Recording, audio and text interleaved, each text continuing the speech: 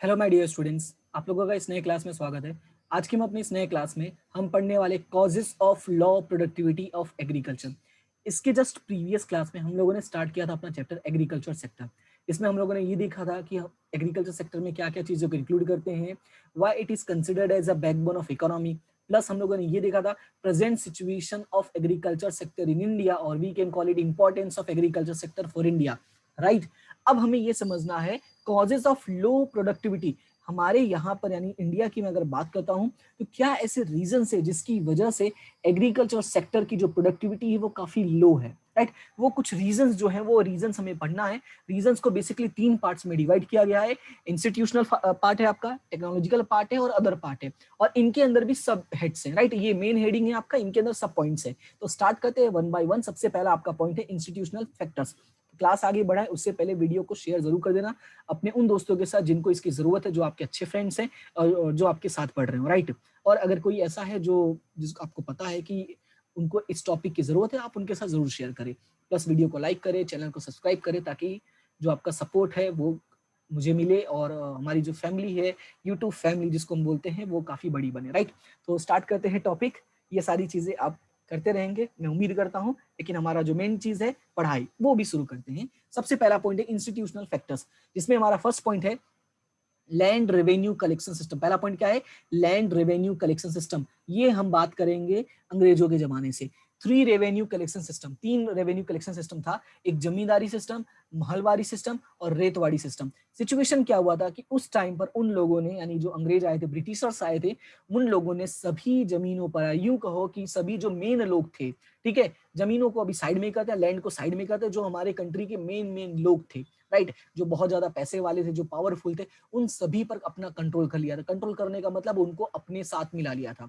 फिर क्या किया उन लोगों ने, जो गरीब लोग थे यानी जो फार्मर्स थे, उन लोगों को लूटना शुरू कर दिया। लूटने का मतलब कैसा है? ऐसा नहीं कि मारना पीटना, नहीं। लूटना का मतलब यही नहीं होता कि मारना पीटना। लूटना का मतलब ये होता आपको फाइनेंशियली, मेंटली, फिजिकली तरह से कमजोर भी कर देना, और उन्होंने वही किया था। अब क्या है इसमें ये समझो। Tenants of landless labourers were cultivating under this system. Situation क्या था? जो टेनेंट्स यानी जो लोग पैसे लेकर काम कर रहे थे, जो ये समझो कि इस तरह से काम कर रहे थे, भाई जो भी अनाज होगा वो आपको मैक्सिमम मिलेगा, हम लोग को मिनिमम मिलेगा, इस तरह से लेबरर्स जो थे, they were cultivating under this system. यानी ये जो हमारे तीन सिस्टम है, लार्ज शेयर और living substance level, the entire crop was compulsorily taken by the landlords. Situation क्या था? लार्ज शेयर बोलो, ठीक है, यानी जो भी प्रोडक्शन होता है उसका मैक्सिमम शेयर, और यूं कहो कि बहुत ही कम चीजें को छोड़ा जाता था। यानी जैसे अगर मान लो 100 यूनिट हुआ है, तो इन लोगों के लिए 20 यूनिट, बाकियों के लिए 180 units, right. The entire crop was compulsorily taken by the landlords. That's why not interested to increase productivity or not ready to implement any innovation। अभी सिचुएशन क्या हुआ? ये जो फार्मर्स थे हमारे, इनको देखो क्या था भाई, अब इनको ऐसा लगने लगा था कि हम कितनी भी मेहनत करें हमको तो मिलने वाला नहीं है, तो हम क्यों कुछ करें, राइट, हम क्यों कुछ नया लेकर आए। So they were not interested to increase the productivity और even not ready to implement any innovation. And after independence, to protect tillers and to control rent of land, Tillers Land Act was passed. But जब ये independence मिला हम लोगों को, Britishers चले गए, तो उसके बाद एक नया रूल आया, टीलर्स लैंड एक्ट। इट मींस कि जो भी वहां पे ये आपका लैंड पे वर्क करेगा वो लैंड उसका हो जाएगा, ऐसा मतलब उन्होंने कहा। But not implemented completely and farmers are not exploitation free होगा, ये एक्सप्लॉइटेशन फ्री होगा। Okay okay okay okay, wait wait wait wait, sorry मैंने यहाँ पे फ्री कर दिया है, ओके। अब सिचुएशन देखो क्या है, but not implemented completely and farmers are not exploitation free. Situation क्या था कि ये जो रूल आया था, हम सबको पता है कि हम ऐसी जगह पर रहते हैं जहां पे जो हमारे लीडर्स है वो रूल तो पास कर देते हैं, लेकिन वो सिर्फ रह जाता है पेपर्स में ही, वो अप्लाई नहीं होता है। और वही सेम सिचुएशन उस टाइम पर भी हुआ, नॉट कंप्लीटली इम्प्लीमेंटेड। सिचुएशन ये हुआ कि जो फार्मर्स थे उन लोगों का एक्सप्लॉइटेशन कंटिन्यू रहा, राइट। अब उसके बाद अगर हम सेकंड पॉइंट की बात करते हैं, तो एग्रीकल्चर फाइनेंस। सिचुएशन क्या है? Minority of farmers are poor, sorry majority of farmers are poor and they are in need of finance. Situation क्या है कि हमारे यहाँ के जो मैक्सिमम फार्मर्स हैं, majority of farmers are poor and they are in need of finance. It means उनके पास इतने पैसे नहीं है कि वो एग्रीकल्चर से रिलेटेड जो भी इक्विपमेंट्स होते हैं, जो भी रिक्वायरमेंट्स होते हैं, उसको खुद कंप्लीट कर ले। It means to buy fertiliser, seeds, pesticide et cetera, उनको पैसे की जरूरत है। Since independence, great role played by the private money lenders, और इन सभी का फायदा किसने उठाया? प्राइवेट मनी लेंडर्स, यानी लाला, वो जो एक मूवी है ना कि लाला मेरे माँ के कंगन वापस कर, तो ऐसे लाला बहुत सारे होते थे जो माँ के कंगन को रख लेते थे, यानी लोगों की जमीनों को रख के पैसे उनको देते, बाद में जमीन भी उनकी हो जाती थी। So it was 71.6% in 1951। Situation क्या था कि 1951 में 70, यानी जो भी टोटल लोन था उसका 71.6% लोन जो था वो इन लोगों से, यानी लाला टाइप के लोगों से लिया गया था, प्राइवेट मनी लेंडर से। It at a high rate and we are doing manipulation of accounts to exploit poor farmer। और सिचुएशन क्या था, इन लोगों का, ये जो फार्मर्स थे इन लोगों से काफी ज्यादा हाई रेट चार्ज कर रहे थे, प्लस ये लोग क्या करते, अकाउंट को मैनिपुलेट करते। अकाउंट को किस तरह से मैनिपुलेट करते कि ये लोग जितना भी इंटरेस्ट पे करते जाते, इंटरेस्ट पे करते जाते, लेकिन वो कभी पूरा नहीं होता।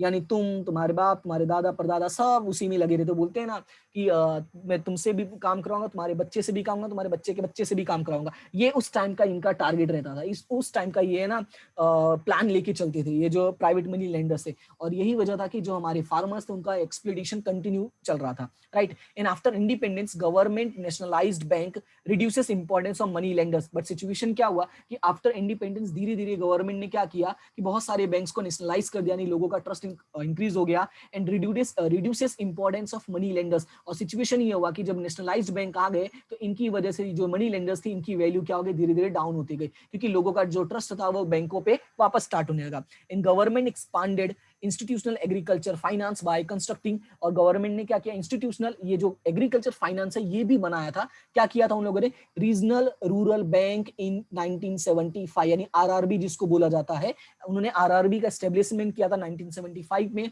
और फिर नाबार्ड का एस्टेब्लिशमेंट किया था 1982 में। तो ये दो चीजें याद रखनी है कि रीजनल रूरल बैंक कब बना था, 1975 में, इन नाबार्ड कब बना था, 1982 में। इसमें एक चीज आपको और पूछा जाता है, एक एमसीक्यू के तौर पे आ जाता है, what is the full form of NABARD. तो आपको ये याद रखना है कि what is full form of NABARD. तो यहाँ पे मैं साइड में लिख देता हूं कि नाबार्ड का फुल फॉर्म क्या है।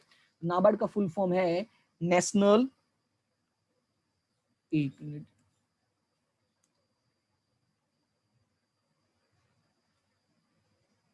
National bank for agriculture and rural development. ठीक है, ये है आपका फुल फॉर्म नाबार्ड का, राइट। तो ये आपको याद रखना है, national bank for agriculture rural development, NABARD का फुल फॉर्म है, जो आपको 1 मार्क्स में पूछ सकते हैं। And due to this role of money lenders reduced up to 27.1% and remaining by institutions. अब समझो यहाँ पे सिचुएशन क्या था कि इन लोगों ने क्या किया, 27.1% तक रिड्यूस कर दिया। पहले कितना था, पहले था 71.6%। सी हियर इट वाज 71.6%, जो ये बाद में कितना हो गया था, ये हो गया था 27.1%। और बाकी का जो रिमेनिंग था वो कौन प्रोवाइड कर रहा था, ये जो हमारे इंस्टीट्यूशंस बने थे, नाबार्ड एंड आरआरबी जैसे, right. And due to higher cost to avail credit revenue remain very low. लेकिन सिचुएशन क्या था कि ये जो इन लोगों को लोन का सिस्टम था वो मिलने में भी बहुत पैसे खर्च हो जाते, और जिसकी वजह से इनका जो रेवेन्यू था वो भी काफी लो होता। Profits remain low, so not interested to improve productivity, so it remain low. अब सिचुएशन क्या था कि भाई फिर भी उनको प्रॉब्लम्स हो रही थी, they were facing many problems, that's why उनका क्या सिचुएशन था कि उनका जो प्रॉफिट था वो कम रहता। अब जब प्रॉफिट कम है तो इसका मतलब कोई भी इंटरेस्ट नहीं होगा उस काम को इंप्रूव करने में, और जब काम को इंप्रूव नहीं करेंगे मतलब क्या होगा, जो प्रोडक्टिविटी है वो भी क्या हो जाएगा, आपका लो हो जाएगा। ये सिचुएशन था आपका फार्मिंग का। उसके बाद थर्ड आया एग्रीकल्चर मार्केटिंग का। अब एग्रीकल्चर मार्केटिंग का प्रॉब्लम क्या था, due to weak infrastructure facility, remote villages not having adequate road और transportation facility to connect agriculture market. Situation क्या था कि भाई हम सबको पता है कि हमारी कंट्री का इंफ्रास्ट्रक्चर फैसिलिटी स्टार्टिंग में अच्छा नहीं था, ज्यादातर गांव में जो रोड थे वो कच्चे थे, पत्थरों के थे। तो अब वहां से सिचुएशन क्या होता है कि अपना सामान दूसरे जगह लेके जाना या दूर दराज के मार्केटों में लेके जाना और सेल करना बहुत डिफिकल्ट हो जाता, राइट। इवन मार्केट से डिफरेंट रेट। अब सिचुएशन उसमें था कि जो मार्केट्स होते थे वहां पे भी अलग अलग रेट होता, at the time off season, at the end off season. Situation क्या होता, जब पीक सीजन होता, यानी कहते हैं डिमांड जब हाई होता है या यू को सीजन का स्टार्ट होता तो उस टाइम पे चीजों की डिमांड हाई होती तो प्राइस हाई होता, लेकिन जैसे जैसे सीजन एंड होने लगता तो प्राइस अपने आप क्या हो जाता, लो हो जाता। In most cases high price benefits go to the traders and hoarders. लेकिन सिचुएशन क्या होता, जो मैक्सिमम बेनिफिट मिल रहा था वो बड़े बड़े ट्रेडर्स थे या वो लोग थे जो होर्डिंग्स करके रखते थे, यानी चीजों को अपने पास है ना, कहते हैं ना कि वो ब्लैक मार्केटिंग टाइप के लोग जो थे कि चीजों को परचेस करके अपने पास छुपा कर रखते थे, ऐसे लोगों को बेनिफिशियल हो रहा था, ना कि अदर small farmers को, right? And who are under debt forced to sell crop before crop get ready to local traders and brokers। अब सिचुएशन क्या था, जो हमारे फार्मर्स थे दे वेयर मैक्सिमम अंडर डेट, यानी ज्यादातर लोगों के ऊपर पैसे की उधारी थी, लोन था, तो वो लोग मजबूर हो जाते, they were forced to sell crop, तो वो लोग मजबूर हो जाते कि अपने फार्मिंग का जो भी उन्होंने प्रोड्यूस किया है उसको वो कंप्लीट होता उससे पहले वो लोकल ट्रेडर्स को या ब्रोकर्स को सेल करना पड़ जाता, यानी जो भी लोकल ट्रेडर्स थे उनको सेल कर मतलब सेल कर देते थे। अब सिचुएशन क्या होता, इसकी वजह से उनको भी लॉस होता था। अब ये सब हो क्यों रहा था, क्योंकि they were having least information, no knowledge of market trade and selling procedure, उन लोगों के पास ये सारी बेसिक इंफॉर्मेशन थी नहीं, and not able to get good return, so they became pessimist. और जब उनको अच्छे पैसे नहीं मिल रहे थे, तो जब अच्छा चीज नहीं होता है तो सभी लोग क्या हो जाते हैं, बहुत पेसिमिस्ट हो जाते हैं, ठीक है, नेगेटिव सोचने लगते हैं, और यही उनके साथ हुआ था। द लास्ट फर्स्ट वाले पॉइंट में हमारा जो लास्ट है वो है रूरल सोशल स्ट्रक्चर। अब रूरल सोशल स्ट्रक्चर में क्या है, farmers are fatalist and having least information. जो हमारे फार्मर्स थे ना वो वही कहते हैं ना कि जो होगा वो भगवान क्या किया होगा, इस पे बहुत बिलीव करते थे, भाग्य पे, राइट, भाग्य पे बिलीव करते और चीजों की इंफॉर्मेशन कम होती। Bound with old tradition and structure, और क्या होता है जो हमारी पुरानी परंपराएं उससे वो बने हैं, स्ट्रक्चर से बने हैं, और फेटलिस्ट होने की वजह से they accept problems and accept situation of scarcity, यानी जो भी सिचुएशन होती है वो एक्सेप्ट कर लेते, बोलते हैं कि भगवान ने किया है, जो होगा अच्छा ही होगा, आई एग्री। बट यही तो उनको प्रॉब्लम फेस करना पड़ा, अगर वो वर्क करते और अच्छा काम करते तो डेफिनेटली वो सिचुएशन इंप्रूव होता, बट नहीं, वो क्या थे, हाँ जो हो रहा है अच्छा हो रहा है, चलने दो। Do cultivation only for substance, और जो काम कर रहे थे सिर्फ अपने जीने के लिए काम कर रहे थे, not having motivation to attain economic and cultivation development. उनका टारगेट नहीं था कि हमें पैसे कमाना है या हमें अपना डेवलपमेंट करना है, इकोनॉमिकल डेवलपमेंट करना है, हमारी खेती बढ़ानी है, ऐसा कोई नहीं था। And this is the reason rural areas is having low productivity, और यही रीजन था कि जो हमारा रूरल एरियाज था वहां पे लो प्रोडक्टिविटी, यानी हमारा जो एग्रीकल्चर सेक्टर था उसका जो प्रोडक्शन था वो क्या था, लो था। ये था हमारा पहला मेन रीजन, और उसके अंदर के 4 पॉइंट्स, राइट। तो अगर मैं 1 बाय 1 पॉइंट्स का सिर्फ मैं नाम लेता हूं, ठीक है, मैं सारी डिटेल में एक्सप्लेन नहीं करता हूं, मैं सिर्फ नाम लेता हूं, नाम को सुनना, बाद में क्लास के एंड में मैं आपको एक छोटा सा चार्ट बना के दे दूंगा, और उस चार्ट का आप स्क्रीनशॉट ले लेना ताकि आपको याद करने में आसानी हो, या वैसा ही चार्ट आप अपने नोटबुक में बना के जो मेन पॉइंट्स है वो आप उसके नीचे लिख सकते हो, तो एक ही पेज में आपका सारा चीज कंप्लीट हो जाएगा। तो सबसे पहला पॉइंट क्या था, लैंड रेवेन्यू कलेक्शन सिस्टम। पहला पॉइंट क्या था, लैंड रेवेन्यू कलेक्शन सिस्टम। दूसरा पॉइंट एग्रीकल्चर फाइनेंस। पहला पॉइंट क्या था, लैंड रेवेन्यू सिस्टम, राइट। दूसरा है एग्रीकल्चर फाइनेंस, तीसरा है एग्रीकल्चर मार्केट, यानी एग्रीकल्चर फाइनेंस एंड मार्केट दोनों साथ में याद रखो। फिर हमारा फोर्थ है रूरल सोशल स्ट्रक्चर। क्या है फोर्थ, रूरल सोशल स्ट्रक्चर।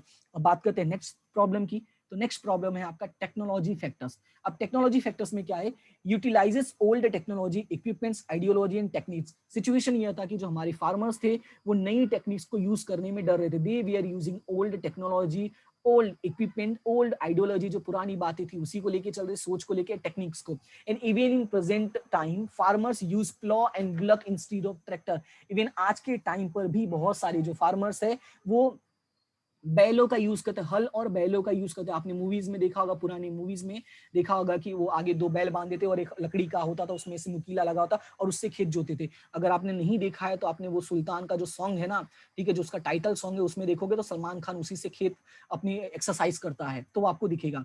और ट्रैक्टर यूज करना चाहते तो यूज नहीं कर रहे, तो आप ये यूज कर रहे थे।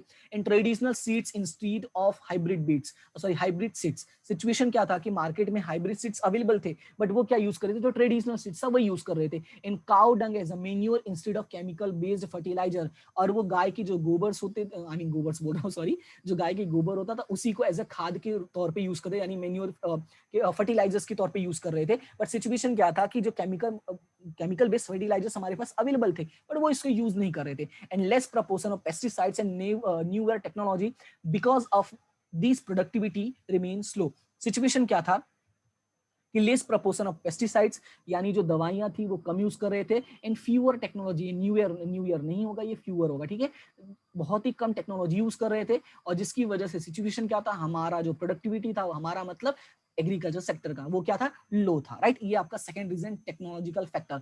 फिर बात करते हैं थर्ड पॉइंट की, दैट इज अदर फैक्टर्स। अब अदर फैक्टर्स की बात करते हैं, जिसमें हमारा सबसे पहला और मेजर पॉइंट है प्रेशर ऑफ पॉपुलेशन। सबसे बड़ा रीजन, हर प्रॉब्लम का जड़, हर प्रॉब्लम की तरह main point, big reason for low productivity, population pressure. We can understand it by at the time of independence 72% population engaged in agriculture at the time of independence। Situation क्या था, independence के time पे कितने लोग थे, 72% थे agriculture sector में, 58% थे 2001 एंड 2 में, 49% 13 एंड 14 में।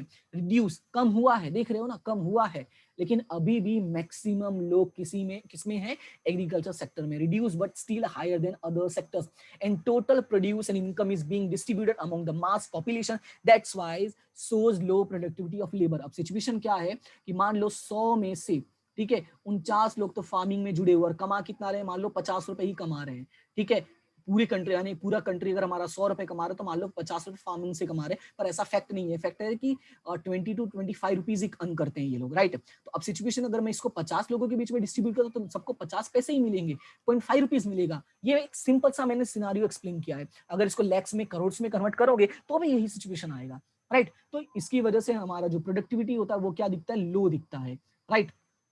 फिर बात करते हैं नेक्स्ट पॉइंट की, lack of economic planning. Next क्या हमारा, लैक ऑफ इकोनॉमिक प्लानिंग। अब इकोनॉमिक प्लानिंग में भी क्या होता, एग्रीकल्चर सेक्टर पे थोड़ा भी फोकस नहीं किया था जो करना चाहिए था। First 5 year plan exclusively for agriculture sector.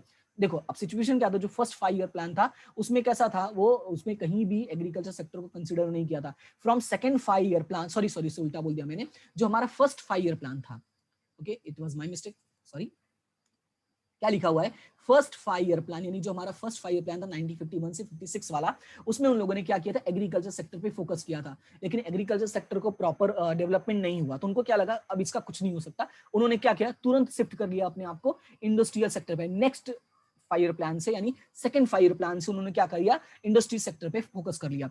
Government not taken much efforts, not allocated time money for the agriculture compare to the industries. ना गवर्नमेंट ने प्रॉपर ध्यान दिया, ना पैसे दिया, ना टाइम दिया, कुछ भी गवर्नमेंट ने हमारे एग्रीकल्चर सेक्टर को नहीं दिया जितना इंडस्ट्रीज को दिया था। अगर उसका 50% भी देते तो ये डेवलपमेंट कर लेते।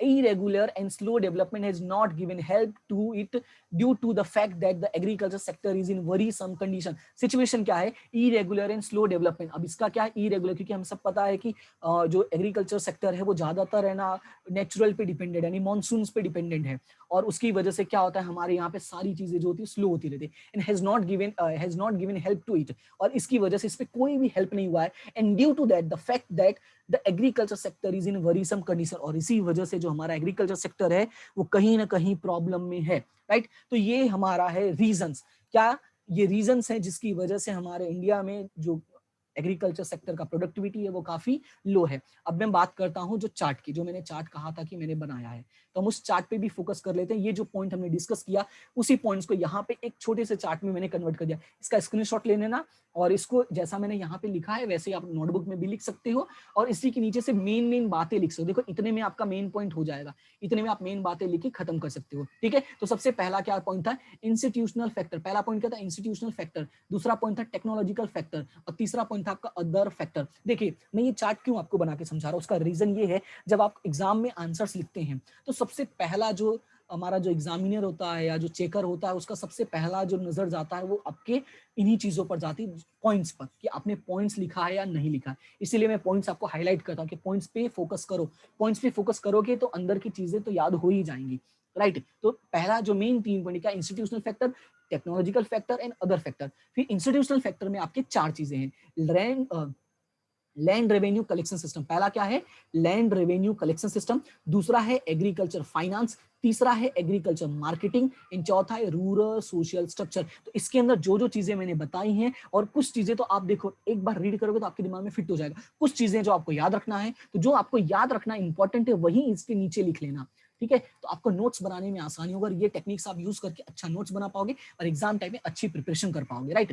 फिर बात करते हैं हमारा सेकंड पॉइंट का, तो सेकंड पॉइंट हमारा टेक्नोलॉजिकल फैक्टर, इसके अंदर कोई भी पॉइंट नहीं है। फिर बात करते हैं हमारा third point, that is other factors. तो अदर फैक्टर्स की बात करते हैं तो इसके अंदर हमारे कितने पॉइंट है, दो हैं। एक है प्रेशर ऑफ पॉपुलेशन और एक है आपका lack of economic planning, right, यानी वो जो 5 ईयर प्लान था। तो ये है आपका topic, causes of low productivity in agriculture. So I hope कि आपको ये क्लास अच्छी लगी होगी, चीजें आपको समझ में आएंगी। अगर आपको चीजें समझ में आ रही है, अगर आपको अच्छी लग रही है तो इस वीडियो को लाइक करें, अपने दोस्तों के साथ शेयर करें और चैनल को सब्सक्राइब जरूर करें।